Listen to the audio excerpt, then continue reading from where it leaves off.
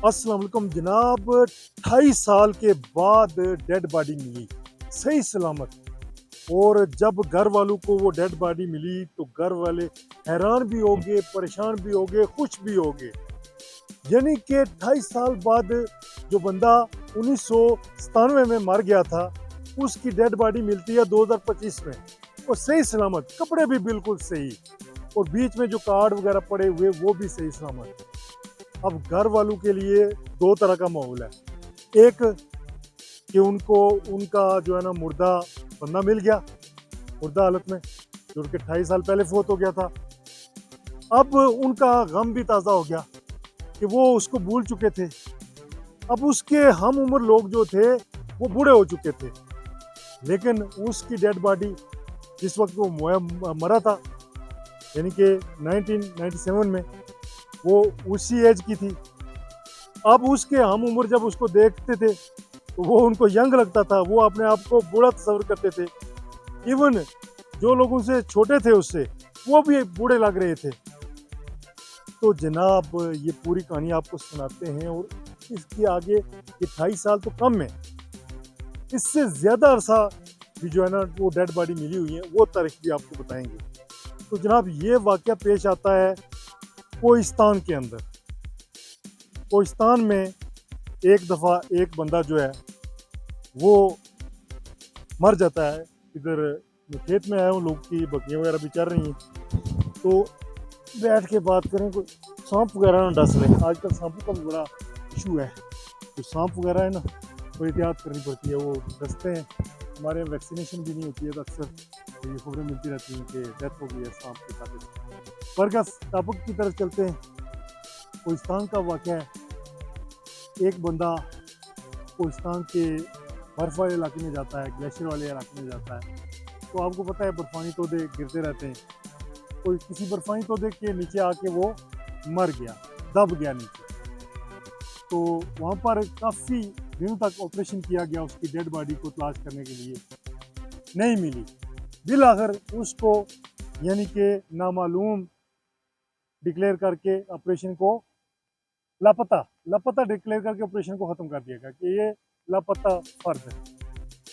तो ये देखना, ये वो बकरी वो मारा, तो लापता करके जो ऑपरेशन ख़त्म कर दिया, फिर फैमिली वाले ज़ाहिर है भूल गए कि अब वो शायद कहीं गुम हो गया है, पता नहीं किधर चला गया है।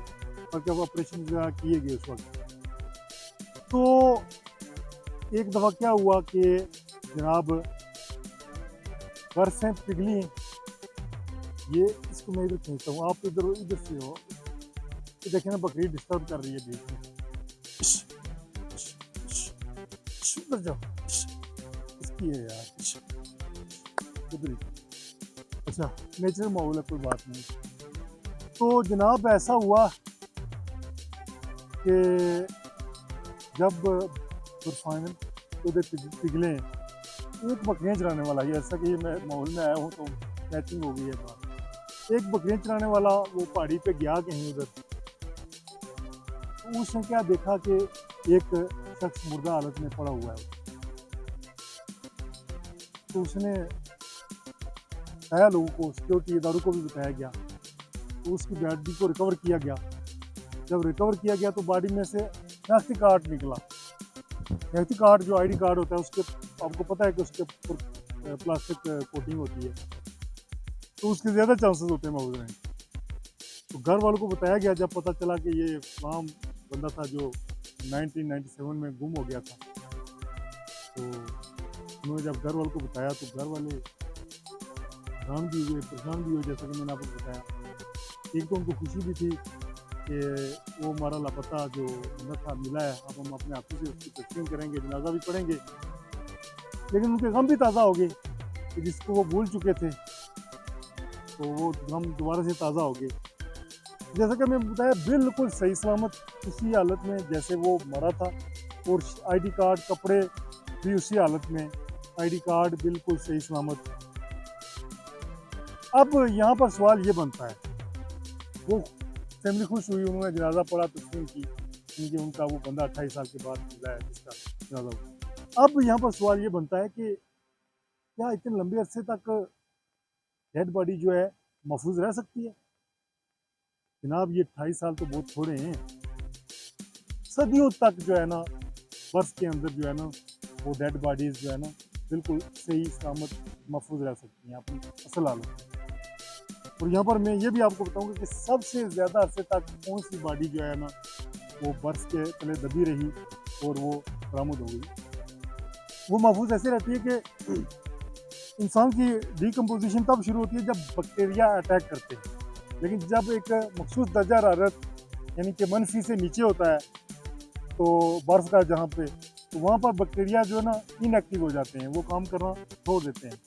उसके अलावा अगर आप बर्फानी तोड़े में दब गए हैं तो वहाँ पर हवा भी नहीं होती है, ऑक्सीजन जो होता है ना वो भी आपकी बॉडी को पिघलाने में किरदार अदा करता है। लेकिन जब ऑक्सीजन भी ना मिल रहा हो और बैक्टीरिया भी ना हो तो जनाब फिर जो है ना बॉडी काफ़ी अर्से तक महफूज रहती है। उसने जो कपड़े पहने होते हैं वो भी, और डॉक्यूमेंट्स जो खासकर जिन पर कोटिंग हुई होती है वो तो ज़्यादा अर्सा सेव रह सकते हैं।